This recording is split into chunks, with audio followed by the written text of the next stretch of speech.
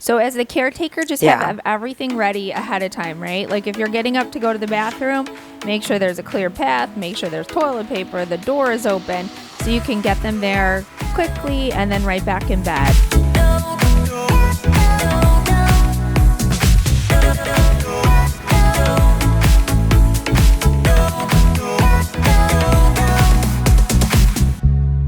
Hi, you guys. Welcome to Lipstick and Lipo, your unfiltered guide to plastic surgery.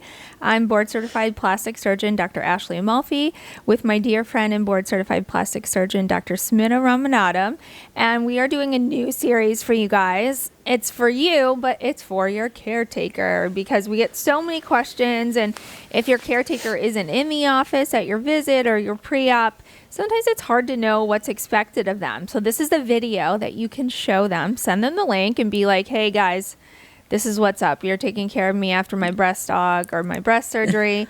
So that's what we're going to talk about today. It's fun. Yeah, no, I love that because nobody talks about whoever is helping you, and they have a big important role to play in helping you to recover the best that you can. So I love that we're doing this. Yeah, we're going to talk about breast surgery first. So this is like any breast surgery, an implant, a reduction, a breast lift, or a combination of them, because breast surgery in general is all pretty similar. And here's the good news. If you're a caretaker for someone who's having breast surgery, it's kind of not a big deal. Right? You don't. Yeah, there's not a lot on your plate. Yes, the easy job. Yeah, I mean that's a great thing about breast surgery, right? The recovery is not bad at all. I mean, I would say the first day or two, you're going to feel pretty sore. You're going to feel like you've had surgery. It's funny. I always tell my patients, the third and fourth day, I start to worry because then you start to feel a little good and you try to push yourself a little bit to do things, and then you might backtrack.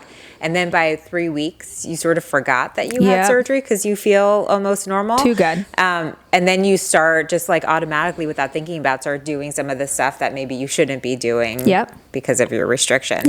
So, and then that's when you can backtrack also. So it's a very easy recovery procedure. So your caretaker, first few whether days, it's a family member, friend, they have it pretty easy. But what are some of the things that they should be doing? I mean, this sort of really applies to any surgery, I mean, right? in general, you're having general anesthesia, right? You're going to sleep for these surgeries. So, you're going to be kind of out of it for the first 48 hours. You're going to feel the effects of that medicine, especially if you don't take a lot of medicine or you don't drink or smoke and things like that. You're going to be kind of a lightweight to some of the stronger anesthesia medicine. So you're going to feel a little bit out of it. So you don't want to have to sign any important documents. You don't want to drive a car.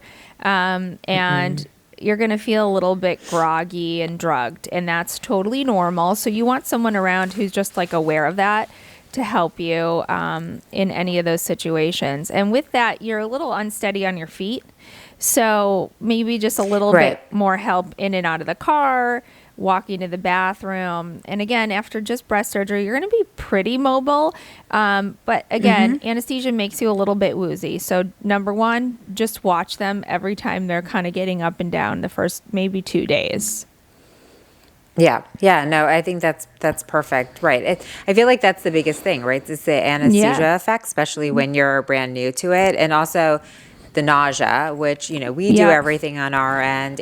The anesthesiologist, we make sure that is controlled. But despite that, sometimes people can have nausea. So you just want someone who's going to be there. And especially the first time you shower, I always tell people because people can get lightheaded taking off all the bandages and getting in the shower for the first time, seeing their incisions.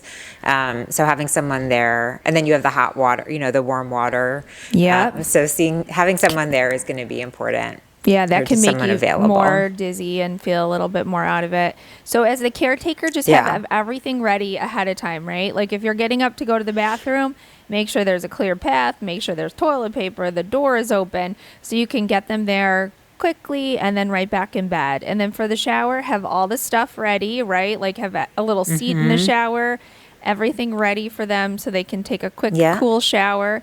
And then garments, bras, everything ready for them so that they can get out and then just go lay back down. So you're just like the preparer of all things. So just have everything ready Right. just in case, even for puking. Like most people are not going to have nausea, but have the stuff just in case you do. Have a little, a little pail or basket. A little baggie. Yep. Just be ready for those things. And if you're prepared with all those things, then all of this is probably going to just be a breeze. I mean, as far as this surgery itself, there's not a lot like to care for here, right? Like usually they're in a sports bra. It looks like there's some gauze in there. If gauze is really bleedy, you can help them replace it. And you just want to take a peek and make sure that everything looks like it's under control. You don't want something that's bleeding a ton. A little bleeding is very normal. So you might have to just change some gauze only if it looks like it's a little bit dirty. Anything else? I mean, again, it's pretty simple, easy. guys. That's the great thing about breast surgery, and I think also leading up to surgery, it's always good to have all the the Gatorades and their protein. Yes. Have the make sure the fridge is stocked. Have a little area in your nightstand that has water and all of the medications you might need in the middle of the night if you wake up. Your prescriptions and just like over-the-counter Tylenol, some constipation meds. We have a great little series about like what to buy to prepare, so check that out. But as the caretaker, look at that too. Just make sure you have all that stuff lined up. A pencil and paper, right? Because you're going to probably, or you could do it in your iPhone. You want to make like a little list of when they're getting their meds, just so you stay on track and they stay super comfortable. And when they're a little out of it for the first few days, I think that task usually at first falls on the caretaker. So yeah, absolutely. That's a nice little tip.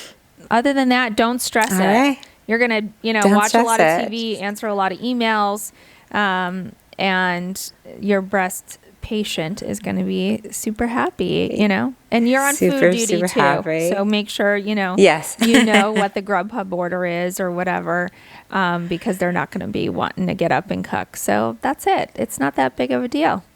It'll be a nice couple of days together. This is a breeze. Awesome. Yeah. All right, guys. Well, we'll be back next week. We're continuing our series all about the caretaker and how to best help your loved one. Yeah. So stay tuned. We'll be back next week for more. All right. Thanks, guys. See ya.